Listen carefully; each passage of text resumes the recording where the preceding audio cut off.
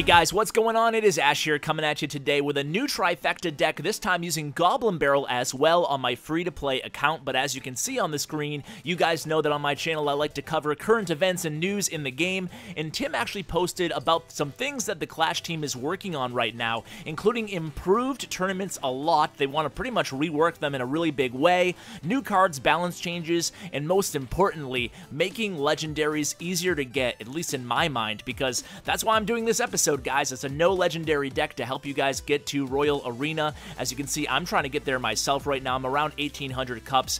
But the thing is, you know, for tournaments, it's really no fun unless you have some legendary cards, because you can't compete consistently unless you're playing Trifecta and you're really, really good at it and all your cards are really high leveled up to tournament standards. You're really at a huge disadvantage not having those staple legendary cards. So you guys can see my deck. I subbed in the Goblin Barrel from the original Trifecta deck, and I also have Fire Spirits in this deck, and I really like this deck, so we're going to play it a little bit here in Builder Workshop Arena, and hopefully we'll win a lot, and hopefully we'll get to a Royal Arena. Not this episode, probably, because I'm only going to do 3 or 4 matches, so unless I win them all and get like 40 cups each, there's not going to be a way I'm going to be able to do that. But the idea here is a very aggressive deck with the Goblin Barrel. It takes the Trifecta and really puts it on steroids here. The normal Trifecta deck, it's really all about playing defense and then turning those successful defenses into a strong counter push. But with this deck, you can actually throw in, I'm going to go super aggressive here on the right lane because I don't have a great counter on the left. I'm going to put these minions down on this wizard as soon as the wizard locks onto the tower. He's going to get a lot of damage done to my left tower here. We're going to have to make this a comeback because he's going to take down my left tower here. That was a bad start for me, talking about how dominant this deck is, but you know, we'll make a comeback here, or at least we'll try to. That's the thing, guys. I'm playing at this level. I'm sure a lot of you guys can sympathize with me here, but at this level right now in trophies, I'm really under-leveled. My cards are all level 5 or level 6 for rares. My Hog's level 5. I think Musketeer's the only level 6 I have right now, and I'm going up against level 7 and sometimes level 8 rares. That makes a big, big difference. So what we're really trying to do on this account is level our cards up, especially our rares, to get to the tournament standards so we can actually play in tournaments and have a chance at winning with this deck. So there it is, guys. We were able to pull off the Hog Goblin Barrel combo on the right tower, and got a lot of damage done off of it as well. I'm going to use a Valkyrie in just a second here against this these Spear Goblins and the Wizard here. That should take that down. So the idea with the Goblin Barrel is, obviously, Goblin Barrel is very easy to counter, right? So you have Zap, easy counter. Arrows, Princess, you name it, there's a lot of easy counters for a Goblin Barrel. That's why when you're using it offensively, and I'm actually using Goblin Barrel on my main account as well, and when you use it, you just have to know what your opponent has as far as direct damage spells. You can see that Fireball there, arrows, etc. And basically, you have to be a savvy attacker. You have to wait until they don't have their zap up and use the Goblin Barrel, or make them choose, and you can lure out their arrows or their zap with this deck, especially using the minions, for example. Just checking that Fireball to see if I had enough damage to take out that right tower. It looks like I don't, but it's okay. I'll just zap it as well. So basically what we're trying to do here, back to the Goblin Barrel, we're using the Goblin Barrel selectively, right? So we're making the opponent we're trying to lure out his arrows, his zap, whatever, or we're going to use it in the opposite tower like this. And what this does is actually going to get a few hits on that left tower, which is good, and it caused him to play the Wizard using, you know, Fort Elixir in his left lane, and what I can do is go more aggressively in the right lane. You can see here, it didn't work out perfectly, but the idea here is sometimes you can use that Goblin Barrel to hit the opposite tower that you're working on, and then it will just keep your opponent having to play cards in the way that they don't want to. It's all about disturbing whatever your opponent's trying to do here. And you can see, not the best game so far for me, but I'm just going to keep chipping away. And when you get into overtime with this deck, it actually moves pretty fast. You can cycle to that Hog pretty quickly, although I must admit this opponent actually has a pretty good deck for countering all my small hit point units here. Like the Goblin Barrel, he has a Wizard, which he has Zap, he has Wizard, and he has Fireball. So it's kind of holding us up a little bit here, but we're going to keep cycling to this Hog Riders, trying to get a hit off on this tower. He has a pretty fast deck too, so he's going to be ready on there with a cannon. I'm just going to kind of reload at this point. This might be a tie here. There's only 20 seconds left, and neither of us are doing a heck of a lot of damage to the other one's tower. So it looks like we're going to start off this episode with a tie. Just going to kind of hold on here at this point. I don't think I can make a push in 15 seconds, so we're just going to play defense a little bit here, and we'll call this one a tie. It's a pretty good tie. He had higher level cards than I, so you know what? The thing is trying to get get to Royal Arena, you don't want to lose a lot. Even tying is actually okay. You know, you get some experience, and I get a crown down so I can get that on my crown chest as well, and we'll just keep moving on, hopefully leveling up some of these cards. So let's go ahead and play another match right now. Don't need to open a chest, so we'll go ahead. This is a free-to-play account, guys, but I do gem chests if they're all full, and I have the gems from other chests that I opened. I'm just not buying gems, although I did once to host a tournament, so don't hold me to that. So interesting starting hand here. Probably just going to start out with a Musketeer, and then base off of whatever the opponent does, what we're going to play next. So we're just kind of waiting things out right now. I hate to make the first move with the Trifecta deck, especially because it's just not aggressive enough to set the tempo right out the gate. I can't like throw down a Hog. Well, I could throw down a Hog and a Fire Spirit if I had them both in my my first starting hand here, but I don't think I can take down a level 3 Epic here with my Fireball. Let me see. Nope, just barely.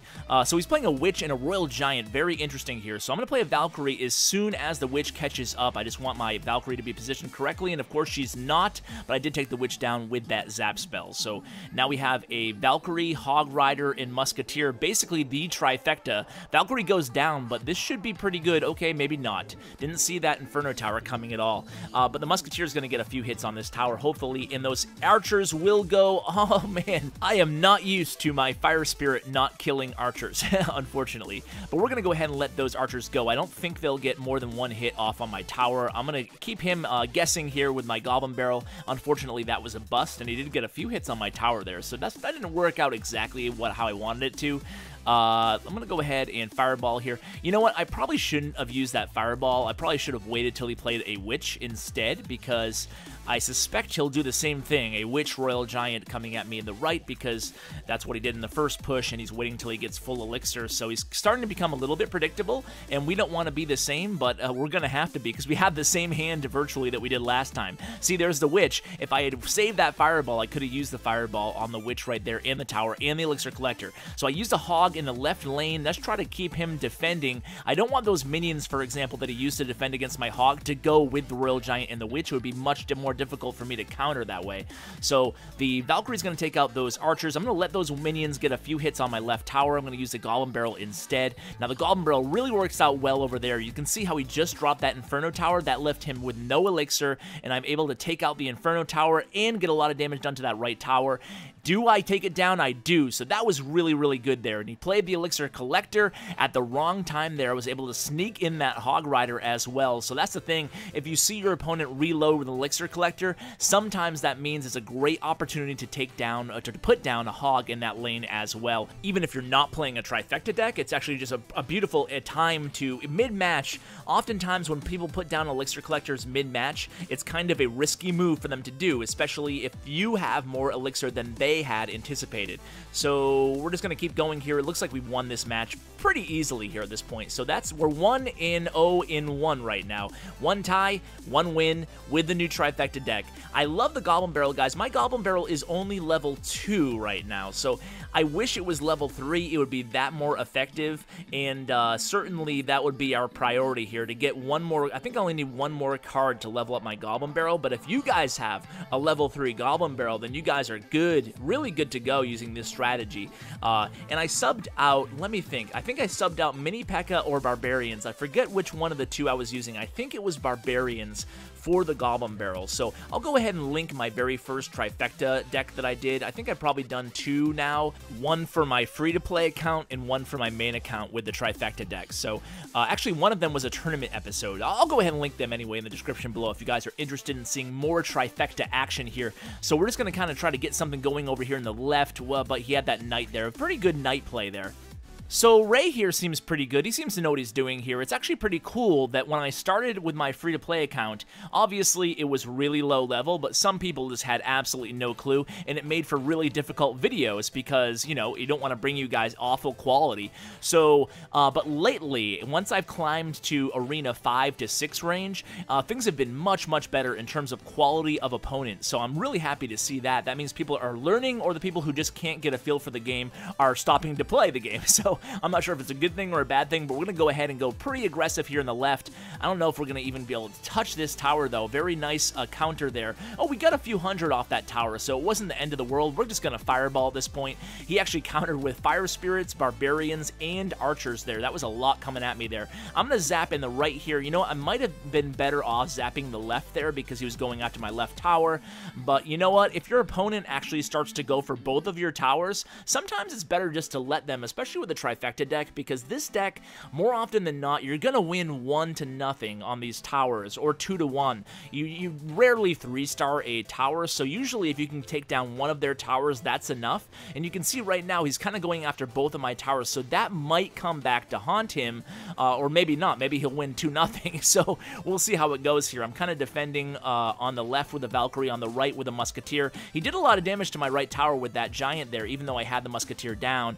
I'm going to zap these Barbarians, get one hit in with my level 5 Hog Rider here. I mean, this level 5 Hog Rider, he doesn't do a lot of damage, man. I need to get this guy to level 6 so I can actually stand a chance, get a couple hits in on this tower anyway. These level 10 Barbarians really killing me here, but you know what? I'm going to have to do a better job at selecting the timing on my Hog Rider as well, so partially the blame is to fall on me. So I'm using another Goblin Barrel there. Get a few hits in on that tower with these goblins. That's pretty good. And then I'm going to fireball here. Take these archers down. I don't want him getting something big going here, and what this will do is allow my Musketeer to stay alive as well. So I snuck in a Hog Rider there. Let's see if I can get a hit or two in. Again, he has a nice, very nice timed Barbarians there.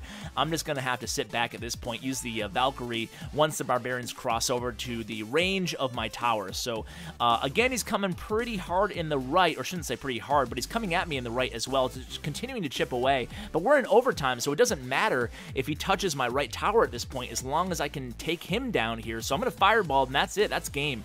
So he actually played really well there, but he diversified his attention from my left and my right tower pretty evenly, and that allowed me that window to really focus in on only one of his towers. So guys, maybe next episode we'll get to Royal Arena with my free-to-play account. I really hope so. If you want to give this deck a try, let me know how it goes for you guys. Interested to hear how it works out, and if you want to see any more different types of decks on my free-to-play account, let me know, guys. I'd love to hear, love to try out new variations. You can see my cards and my card levels. Nothing too impressive here, but I'm happy to try out anything that you guys want me to use. So guys, thanks so much for watching, and as always, take care, guys.